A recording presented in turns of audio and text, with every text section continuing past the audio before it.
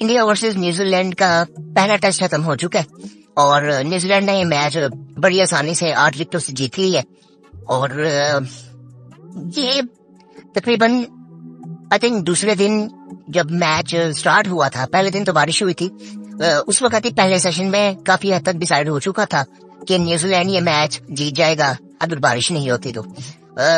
मैं आपको पहले स्कोर कार्ड बता देता हूँ कि इस मैच में हुआ क्या। न्यूजीलैंड ने टॉस जीता, नहीं इंडिया ने टॉस जीता और इंडिया ने बैटिंग का फैसला किया और बैटिंग करके इंडिया 46 पे ऑल आउट हो गई। उसमें मैट हेनरी ने 5 आउट किए, साउथी ने 1 आउट किया और इनके नए एक प्लेयर आए थे विलियम ट्रोर्क, उन्होंने 4 आउट किए। सो उसकी वजह से, और वो सिर्फ मैं आपको एक चीज बताऊं कि इस मैच में जो ये मैच बेंगलोर में था और बेंगलोर की विकेट ऐसी होती है कि आपको नए बॉल से सीम स्विंग मिलता है, अच्छा सीम स्विंग मिलता है। और उधर इस वक्त मौसम भी ठंडा हो रहा है आस्ता आस्ता और बारिशें भी हो रही थी, सो वो नया बॉल खेलना थोड़ा सा मुश्किल होता है। अब यहाँ पे एक चीज देखनी जरूरी ये होती है कि सीम स्विंग जो होता है ना वो घोड़ों को तंग नहीं करता। ये ऑस्ट्रेलिया, न्यूजीलैंड, इंग्लैंड को, इनको सेम स्विंग तंग नहीं करता, इनको स्पिनर्स तंग करते हैं। सो उसमें समझदारी इंडिया ने ये की कि इन्होंने स्पिनर्स तो खिला लिए, लेकिन इन्होंने कहा कि सिर्फ हम चौथे 5वें दिन इनको पकड़ लेंगे अपनी स्पिन बॉलिंग से। बट हुआ ऐसे नहीं। वो थोड़ी सी वो चीज उल्टी इंडिया में पड़ गई कि इंडिया को नया बॉल खेलना पड़ गया और वो सीम स्विंग बहुत जबरदस्त था, जो कि फिर आपको नजर आया कि जब इंडिया की दूसरी इनिंग खत्म हुई, जिसमें इंडिया ने अच्छी बैटिंग की, लेकिन उनके आखिरी 7 आउट तकरीबन 50-60 रन पे हो गए थे। तो 46 पे ऑल आउट करने के बाद न्यूजीलैंड ने बैटिंग की और न्यूजीलैंड ने 402 मार दिया। अब वहां पे भी इंडिया ने जो चीज अच्छी नहीं की कि उन्होंने टीम साउथी को भी रन करने दिए, उसने भी 65 मारा। सो जिसकी वजह से इंडिया ने 402 कर लिया। 402 इंडिया अगर करने ना देता, अगर 250-300 पे रखता तो इंडिया का, और इसी तरह से बैटिंग करता तो इंडिया ने टारगेट 200 प्लस का देना था, तो वो मैच की सिचुएशन डिफरेंट हो जानी थी, जो कि नहीं हुई। फिर खैर न्यूजीलैंड ने 402 किया और उसमें जो जिस प्लेयर के बारे में हम बात कर रहे थे मैच के स्टार्ट में, सचिन रविंद्र, जो कि आई थिंक उसको हमने देखा था वर्ल्ड कप में, उससे पहले भी उसकी कुछ इनिंग्स थी आईपीएल में भी हमने देखा था कि उसकी वो इंडिया में बहुत जबरदस्त खेलता है। सो उसने 134 कर दिया और उसके साथ एक पार्टनरशिप लग गई टीम साउथी की, साउथी ने भी 65 कर दिया और अच्छे स्ट्राइक रेट से किया। और उससे पहले कॉनवे ने 91 किया था। कॉनवे की परफॉर्मेंस भी इंडिया में अच्छी रहती है। सो खैर उन्होंने 402 किया और उसमें 3 आउट किए थे, कुलदीप यादव और जडेजा ने, और अश्विन ने 1 आउट किया और सिराज ने 2 आउट किए, बुमराह ने 1 आउट किया। और उसके बाद फिर इंडिया ने जब दूसरी बैटिंग की, अब उस वक्त तकरीबन मैच इस तरह था कि यार इतना वो इजी होगा नहीं, लेकिन ये पता चल चुका था कि बैटिंग इतनी मुश्किल है नहीं। हम जब इंडिया ने दूसरी बैटिंग करनी थी तो उन्होंने बड़ी डिसेंटली स्टार्ट की थी इंडिया ने दूसरी इनिंग अपनी, और जयसवाल ने 35 किया। जयसवाल भी काफी अच्छा खेल रहा था, लेकिन उसने फजूल सी शॉट खेली, जिस तरह हम साई मयूर को देखते हैं कि वो इनएक्सपीरियंस की वजह से वैसी शॉट को खेल जाता है टेस्ट मैचेस में, जिसकी वजह से वो आउट हो जाता है। और जयसवाल में हालांकि ये मेच्योरिटी थोड़ी सी नजर आई थी कि ये इस तरह की गलती नहीं करता, लेकिन उसने 35 रन जब उसके हुए तो उसने वो एकदम क्रीज से निकला और उसने शॉट मारने के लिए वो निकला तो वो आउट हो गया, स्टंप आउट हुआ। उसके बाद फिर रोहित शर्मा ने 52 किए, वो भी आउट हो गए। अब वो बैड लगती थोड़ी सी, लेकिन उसके बाद एक अच्छी चीज ये हुई कि विराट कोहली और सरफराज खान की एक पार्टनरशिप लगी और वो बड़ी जबरदस्त जा रही थी। और फिर आई थिंक तीसरे दिन के खत्म होने पे लास्ट बॉल पे विराट कोहली आउट हो जाते हैं। सो वो 2 आउट यहाँ पे होने थे, वो 3 आउट हो जाते हैं। सो अब यहाँ पे ये सोचें कि अगर वहां पे विराट कोहली आउट ना हुए होते तो वो सुबह आते और विराट और सरफराज शुरू से बैटिंग करते कि वो दिन का स्टार्ट भी होता, रेस्ट भी मिल गया होता, सो वो एक लंबी बैटिंग और चलती। सो वो 3 आउट थे। अब उसके बाद पार्टनरशिप फिर एक और अच्छी लगी सरफराज की और ऋषभ पंत की।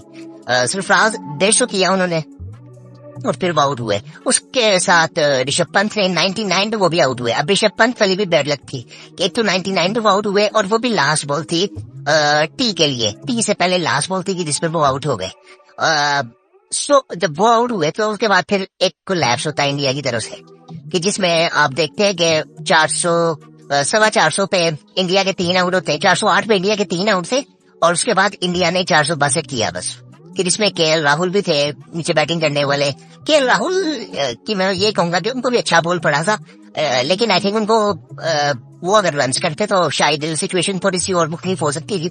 जडेजा ने भी नीचे से आगे कुछ नहीं किया। अश्विन से भी उम्मीद थी कि वो बैटिंग करेंगे, जडेजा और अश्विन, लेकिन वो भी इतना लंबा जा नहीं सके थे। उसके बाद ये हुआ था कि उनको नया बॉल भी मिल गया था। वो जब नया बॉल मिला तो इन्होंने पूरी टीम को फिर पकड़ लिया। सो अब यहाँ पे देखने वाली बात ये थी कि बैंगलोर में मैच था, मौसम ठंडा होता था, नया बॉल मिलता था तो सेम स्विंग होता था। सो उसमें एशियन जो टीमें हैं वो सेम स्विंग तो हंसती हैं। ये हम देखते हैं इस चीज को कि एशियन टीमों को सेम स्विंग तंग करता है और गोरों को स्पिन बॉलिंग, अच्छी स्पिन बॉलिंग तंग करती है, जो कि हमने रिसेंटली पाकिस्तान इंग्लैंड के मैच में देखा, दूसरे टेस्ट मैच में। और फिर वहां पे जब कोलैप्स होता है तो 462 पे इंडिया उठ जाती है और तो टारगेट मिलता है न्यूजीलैंड को 107 का। अब दूसरी इनिंग में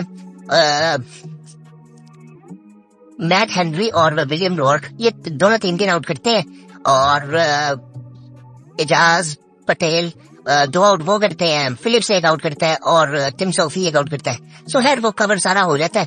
सो 107 रन के टारगेट है। अब उसके बाद तकरीबन पौना घंटा बचा हुआ था और फिर बारिश हो जाती है। 4 बॉलें जब बुमराह करता है और वो भी काफी आई थिंक एक सिचुएशन थी कि जिसमें इंडिया कह रहा था कि हम इनको आउट कर सकते हैं, कोई चांस बन सकता है।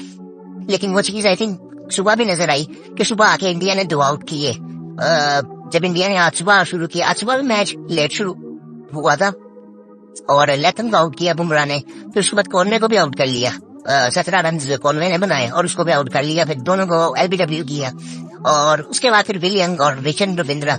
ये रविंद्र जो है ना, ये आई थिंक जिस तरह मैंने मैच से पहले ये बात की थी कि ये इनको तंग करेगा बहुत ज्यादा और ये मुझे लगता है कि सीरीज में पूरी तंग करेगा और अगले मैच में अब शायद विलियमसन भी वापस आ जाए और इनकी बैटिंग और ज्यादा स्ट्रांग हो जाएगी।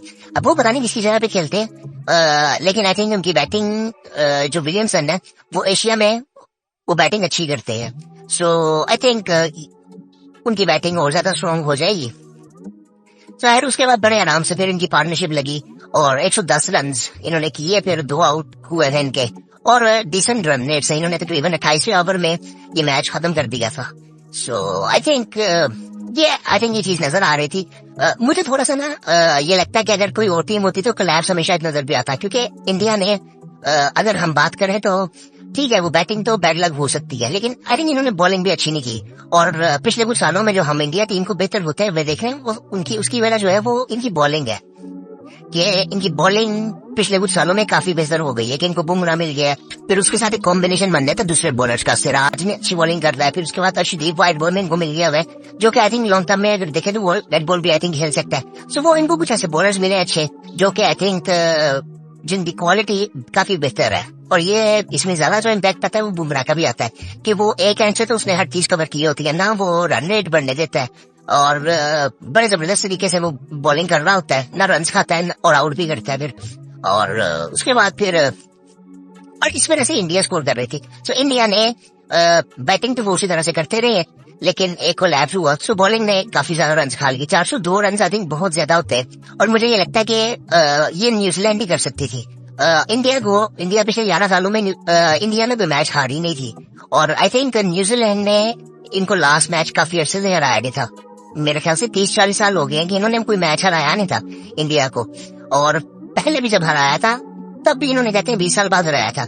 सो ये इतना लंबा गैप हो जाता है कि इंडिया को इंडिया में हराना बहुत मुश्किल काम होता है। सो ये टेस्ट मैचेस की बात मैं कर रहा हूँ, लेकिन ये बड़े आराम से न्यूजीलैंड ने मैच जीत लिया और आई थिंक उन्होंने बैटिंग बहुत जबरदस्त की है, बॉलिंग भी आई थिंक जब उनको मौका मिला, स्पेशली नया बॉल उन्होंने जिस तरह से किया दोनों इनिंग्स में वो बड़ा जबरदस्त था। और अब ये काफी इंटरेस्टिंग हो गया क्योंकि अब 2 मैचेस बढ़े हुए हैं और अगर ये न्यूजीलैंड यहाँ से सीरीज जीत जाता है, लेकिन अभी फिर भी क्या कहा जा सकता है कि इंडिया फेवरेट तो है आने वाले दोनों टेस्ट के लिए, लेकिन आई थिंक न्यूजीलैंड मुझे एक ऐसी टीम लगती है कि ये कुछ भी कर सकती है अगर ये पूरी अपनी स्ट्रेंथ से खेलती है। इनमें क्योंकि ज्यादा इतने आपको चेंजेस नजर नहीं आते, रिप्लेसमेंट्स को इतने ज्यादा नजर नहीं आते, आपको सिमिलर प्लेयर नजर आ रहे होते हैं जो तीनों फॉर्मेट्स खेल रहे होते हैं। ये भी आप इसमें देखेंगे तो आपको 1-2 प्लेयर ऐसे नजर आएंगे जो कि सिर्फ टेस्ट खेल रहे होंगे, वरना ओवरऑल कॉम्बिनेशन इनका बड़ा जबरदस्त होता है क्योंकि इनका कोई ऑप्शन इनके में इतने ज्यादा होते नहीं इतने मुल्क में और बड़ा ही डिसेंट तरीके से लेके चलते हैं ये। सो आई थिंक बड़ी जबरदस्त क्रिकेट खेली है न्यूजीलैंड ने भी। अब आने वाले मैच में भी देखेंगे कि न्यूजीलैंड आगे कोई मैच जीतती है कि नहीं, और अगर ये सीरीज जीत जाती है तो ये एक थोड़ा सा आई थिंक इंडिया के लिए थोड़ी सी चीज ये होगी कि इनकी आगे सीरीज जो आनी है वो ऑस्ट्रेलिया के साथ है जो कि काफी डिफिकल्ट सीरीज है। ऑस्ट्रेलिया भी अपने कंट्री में खेलने नहीं देता, क्योंकि वो उनको एक वो ताप पहले की भी चढ़ी हुई है कि जब इंडिया ने इनको हराया था। सो इस दफा वो इनको लदार भी रहे हैं। जब 46 पे आउट हुआ तो क्रिकेट ऑस्ट्रेलिया ने एक ट्वीट भी किया था कि इज इट अ न्यू 36। सो हर वो उनको थोड़ा सा छेड़ रहे थे, लेकिन वो आई थिंक वो चीजें होती हैं। बट आई थिंक वो सीरीज डिफिकल्ट होगी, फिर इनके लिए काफी डिफिकल्ट हो जाएगा कि ये WTC का फाइनल खेल सके। सो आई थिंक ओवरऑल अगर देखे तो मुझे वो, मैं ये नहीं कहूंगा इंडियन मीडिया पे हालांकि उस फजूल सी बातें शुरू हो जाती हैं साथ ही, जो कि आई थिंक मुझे लगता है कि नहीं होनी चाहिए, क्योंकि उसमें काफी डिसेंट लोग भी होते हैं मुझे लगता है। और एक मैच इंडिया पे बुरा आया, वरना हम इनको पास में देखते रहे हैं, काफी जबरदस्त रही है ये टीम। और मुझे जो इनका ही नजर आता है ना, जो इनका कॉन्फिडेंस होता है इस वक्त, स्पेशली रोहित का, विराट का, और इतने ये पिछले कुछ सालों में इतने मेच्योर हुए हैं, जो मैंने पहले की वीडियो में बात की थी कल की, कि इनकी जो मेच्योरिटी जिस लेवल की ये नजर आती है ना, जनरली क्रिकेट में नहीं मैं बात कर रहा, जनरली लाइफ में अगर आप ये देखें, रोहित शर्मा को स्पेशली जब से वो कप्तानी कर रहे हैं, वो मेच्योरिटी का वो लेवल, कितना सेंसिबल इनका जवाब होता है किसी भी सवाल का, और रिस्पॉन्सिबिलिटी लेना, तो ये सारी चीजें ऐसी आती हैं। इवन कल की सिचुएशन आप देखें, जब पौना घंटा पहले बारिश हुई या लाइट जब थोड़ी सी खराब हुई तो न्यूजीलैंड चला गया। सो वो अंपायर से एक वो होता है ना, कॉन्फिडेंस होता है कि आप ये कैसे कर सकते हैं। वो हुआ ये था कि न्यूजीलैंड के बैट्समैन थे लेथम और वो, ने कहा आप चेक करेंगे, हमें थोड़ा सा मसला हो रहा है। सो वो जब मीटर पे चेक की, सो वो लाइट कम थी तो वो चले गए। तो उसके बाद कॉन्फिडेंस ये देखने वाला था कि उन्होंने फिर बात की कि आप किसी के कहने में क्या कर सकते हैं। वो एक आई थिंक वो जनरली ये बात कर सकता है कोई भी प्लेयर, कैप्टन स्पेशली या सीनियर प्लेयर्स करते हैं अंपायर से बात कि नहीं हमें करें, क्योंकि वो टाइम बड़ा क्रूशल था इंडिया के लिए कि अगर उस टाइम वो 2 दिन आउट करता तो ये मैच किसी तरह से भी बदल सकता था, कि इंडिया भी 46 पे पहले आउट हुआ है और कोई भी टीम हो सकती है। लेकिन खैर वो उस वक्त तो मैच शुरू नहीं हुआ, क्योंकि बारिश भी शुरू हो गई थी फिर, और उसके बाद फिर सुबह जब मैच शुरू हुआ फिर बुमराह ने 2 आउट तो किए, लेकिन आई थिंक स्कोर को इतना ज्यादा था नहीं, और मुझे लग नहीं रहा था वो नया बॉल ये तंग कर रहा था। नया बॉल आज भी स्विंग कर रहा था, लेकिन उसके बाद आई थिंक बैटिंग काफी इजी हो गई थी, और ऊपर है वो अच्छे स्ट्राइक रेट से वो जीत के गए हैं यहाँ से। और रविंद्र को आप देखें तो उसका भी 85 का स्ट्राइक रेट था, विलियन वो भी 48 कर दी है। सो आई थिंक बड़ी जबरदस्त बैटिंग की है न्यूजीलैंड ने भी, बॉलिंग भी जबरदस्त की है। सो आने वाले टेस्ट मैचेस भी काफी इंटरेस्टिंग होंगे। और अब मुझे जो देखना है वो इंडिया की अब आने वाले मैचेस में अप्रोच कैसी होगी, क्योंकि इसमें वो काफी I think proper test cricket की तरह इसको खेल रहे थे, क्योंकि उनको पता था कि शुरू में कंडीशंस थोड़ी सी सूट करेंगी बॉलर्स को नए बॉल से। लेकिन मैं देखूंगा कि आने वाले टाइम में ये किस तरह से बैटिंग करते हैं, क्योंकि इन्होंने जिस तरह से बांग्लादेश के खिलाफ बैटिंग की थी, इन्होंने 2 दिन में ऑलमोस्ट 2 दिन में टेस्ट मैच खत्म किया था। 2 दिन इनको मिले थे, इन्होंने 2 दिन में टेस्ट मैच खत्म कर दिया था। और मैं अब ये देखना चाहूंगा कि आने वाले टाइम में बैटिंग इस तरह से करते हैं, वरना इन्होंने पिछले कुछ टाइम में हमें नजर आया कि रोहित शर्मा ऊपर से आके तेज बैटिंग करते थे और एक अच्छी स्ट्राइक रेट से मैच को खत्म करते थे और जल्दी से आउट भी करते थे। सो आई थिंक ये आने वाले टाइम में अब इंटरेस्टिंग होगा कि इनकी अप्रोच क्या रहती है, न्यूजीलैंड किस तरह से हैंडल करता है। लेकिन मुझे लगता है कि इस तरह की कंडीशंस में ना, सिचुएशंस में स्पेशली, कि जब प्रेशर सामने वाली टीम डाल रही होती है, तो न्यूजीलैंड मुझे एक ऐसी टीम लगती है कि जो हर तरह का प्रेशर हैंडल करती है, चाहे सामने किसी भी तरह की टीम हो। हम इन्होंने 2019 से जब फाइनल खेला था, मुझे नहीं समझ आती ये इतने काम कैसे रहे थे उस मैच में। वो जो सिचुएशंस हुई थी, अब वो आज भी उस पर डिबेट की जा सकती है कि वो अजीब सी सिचुएशन थी कि 2 दफा मैच बराबर हो गया और एंड में फिर इंग्लैंड जीत गया। सो वो भी एक कंट्रोवर्सी हो सकती है अगर डिबेट की जाए, लेकिन इन्होंने कोई, इतने लोग ठंडे लोग हैं, समझदार लोग हैं और इतनी मेच्योरिटी से ये सारा कुछ हैंडल कर लेते हैं। सो आई थिंक मुझे ये टीम इस लिहाज से बड़ी अच्छी लगती है कि इनमें कोई मसले नहीं है इतने ज्यादा। आपको नजर नहीं आता है कि इनके फजूल से कोई मसले चल रहे हो, कोई किसी के खिलाफ, कोई मीडिया इनका शोट नहीं करता, क्योंकि इनके मुल्क में ज्यादातर लोग देखते भी नहीं है। मैंने सुना था कि कोई पैसे देने को तैयार भी नहीं होता, पैसे देके क्रिकेट को नहीं देखता इनके मुल्क में, क्योंकि उनका जो ज्यादा रुझान है वो रग्बी की तरफ है। सो आई थिंक लोग भी बड़े कम है और बिल्कुल छोटा सा साइड पे बिल्कुल अलग मुल्क है ये। और लेकिन मुझे पसंद बहुत है, क्योंकि बिल्कुल आई थिंक मुझे कभी ये किसी मसले में नजर नहीं आया। इनके मुल्क की अगर बात करें तो बिल्कुल आई थिंक बड़ी डिसेंट चीजें हैं और सब कुछ बड़ी इजीली हो जाती हैं चीजें, कोई इतने मसले मसाइल नहीं है इनके। बाकी आई थिंक जबरदस्त मैच था और ये पिछले 4-5 दिन तो बड़े जबरदस्त गए, क्योंकि पाकिस्तान का भी मैच हो रहा था, इंडिया का एक दिन मैच आगे चल रहा था। सो वो दोनों मैचेस चल रहे थे साथ साथ, और बॉलिंग आई थिंक दोनों मैचेस में बड़ी जबरदस्त रही है चारों टीमों की।